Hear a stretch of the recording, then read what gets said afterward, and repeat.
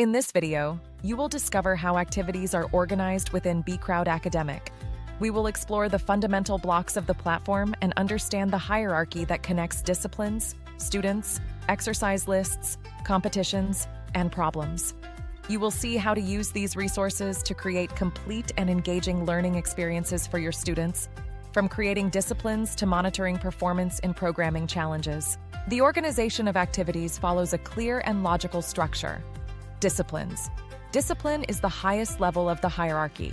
It can represent a course, a subject, or a specific module.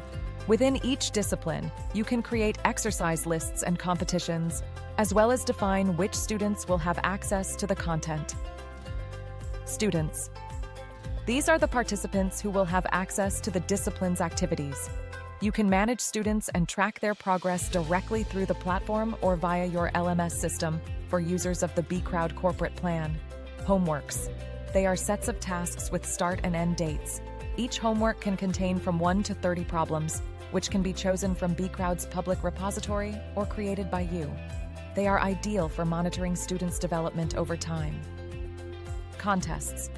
They function like homework, but with scoring rules based on the international standards of the ICPC, International Collegiate Programming Contest. Each contest can contain from 1 to 14 problems, either public or unpublished, and are perfect for encouraging competitive spirit and quick reasoning. Problems. These are the programming challenges that students must solve.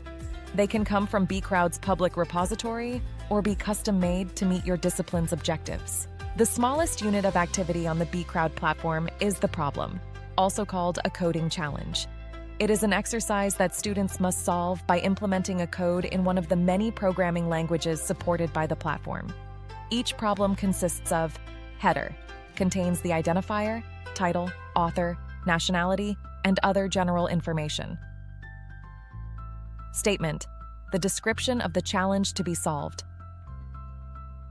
Input data definition, information that the student will use to solve the problem. Expected output data definition, how the result should be presented. Input and output examples, real cases that illustrate how the solution works. In this example, students should develop a code that calculates the product of two integers. The input consists of these two numbers, and the expected output is the constant prod, followed by a space, the equal sign, another space, and then the result of the multiplication. The beecrowd platform offers more than 2,500 ready problems, organized into 9 categories and 10 difficulty levels, from level 1, easiest, to level 10, most challenging. The categories are the 9 presented on the screen. Problems in categories 1 to 8 can be solved in any of the more than 25 programming languages available on beecrowd, except SQL. Problems in Category 9 are specific to SQL, as they involve table and data manipulation. In the header of each problem, you will find unique identifier, category and difficulty level, scores assigned in beecrowd's internal rankings, maximum execution time per test case, in seconds, maximum allowed memory per execution.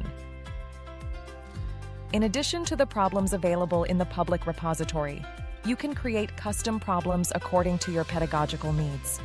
These are called custom problems and will be discussed in detail in another video.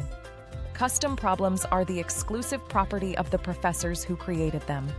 In institutional plans, it is possible to share them with other educators from the same institution, promoting collaboration among colleagues. To conclude this video, we recommend that you explore the beecrowd talent platform aimed at students, browse through the problem catalog, and try to solve some of them. The problem catalog on beecrowd talent can be accessed through the top menu Problems. This will help you better understand how beecrowd's automatic code judging system works and enable you to provide more effective support to your students. We hope this video has clarified how activities are organized within beecrowd Academic, the fundamental blocks of the platform, as well as understanding the hierarchy among them, in addition to the concepts of public problems and customized problems.